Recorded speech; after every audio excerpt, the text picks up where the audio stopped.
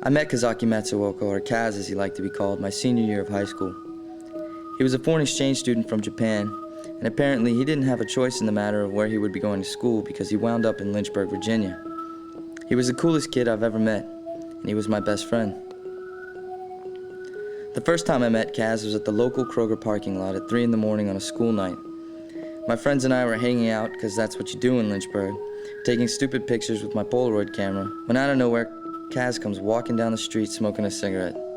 I knew right then and there he was a cool kid. At that time, he was living in a Buddhist hell, aka a Christian family home with a mission to save him. He wasn't allowed to do anything but study and watch wholesome television programs. They even forced him to go to church, so it was no wonder he was sneaking out at 3 in the morning to smoke cigarettes. I would have too, and I don't even smoke. What he wanted was to experience America. So the next day at school, we hung out between classes and at lunch. Of course, I had my camera with me, so I told him to stand in front of the flag and put his right hand over his heart. He didn't quite understand me, so I posed him and snapped the picture. When it developed, I showed it to him, and I said, "This is officially your first day in America." A week later, he was on the verge of being sent back to Japan when I told my mom about his situation. She, being a former oppressed Baptist herself, related to his plight, and we took him in. My stepfather built us a bunk bed, and so we spent most of our nights asking each other questions about each other's cultures. Ironically, we were learning more from each other than from school. This was true more so for Kaz than for me, because he actually cheated on his exam to come to the States.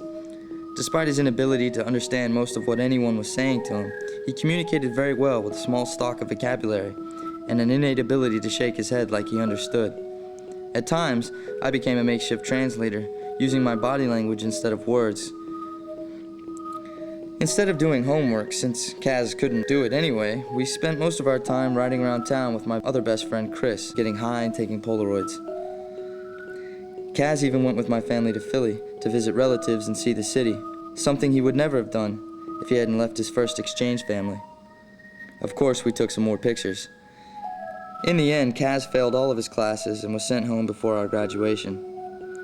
He had a tremendous impact on everyone's lives, especially those from school. People actually came up to me upset that he wasn't allowed to at least attend our graduation, and I still have people from school whose names I don't even remember asking me about Kaz. This may sound strange, but I haven't talked to him since he left, and I think I know why. It's not because he only knew 20 words of the English language. I think it's because we both just know.